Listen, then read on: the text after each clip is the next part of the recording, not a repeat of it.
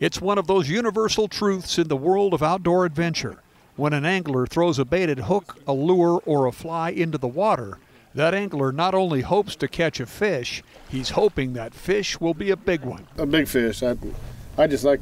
Just they're funner to catch. They're more healthier. They fight a little bit harder. Oh, I would definitely go for that one good size trout, definitely. Better fight, more challenge. The small fish are still fun, but just the feel of the bite and reeling it in, that's what it's all about, so I definitely go for the bigger ones. Over the past 4 years, fisheries managers at Idaho Fish and Game have learned there is another reason for anglers to hope bigger fish are below the surface of their favorite lake.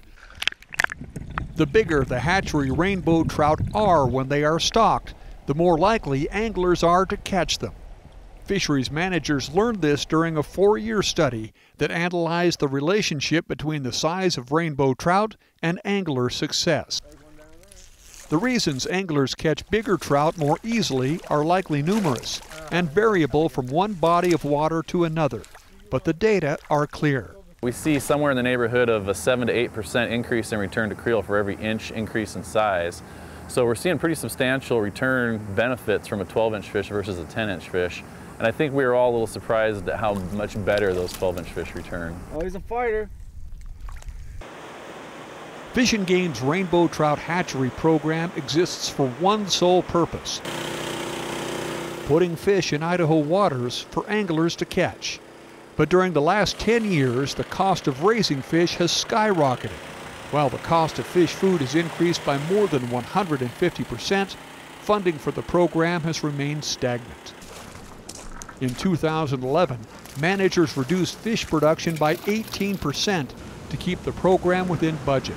But while the number of fish produced went down, 312. some rainbows were allowed to grow larger before managers stocked them in numerous lakes throughout the state. Thousands of those fish were tagged prior to release as part of a program called Tag Your It. We tag a bunch of fish. You saw how easy it is for us to tag a lot of fish in a hurry, put those fish out there, and then essentially we let the anglers do the work in returning that information to us through our hotline and our website. 290. That's given us this large database. A database easily large enough to allow researchers to reorganize the hatchery rainbow trout program in a way that saves money and puts more fish in the creels of Idaho anglers, with the added benefit that those fish will be bigger. Here's what they found. For every limit of 6 rainbow trout anglers catch, Fish and Game must stock 18 10-inch trout. In the same waters where 12-inch trout are stocked, only 11 fish are needed for each 6-fish limit.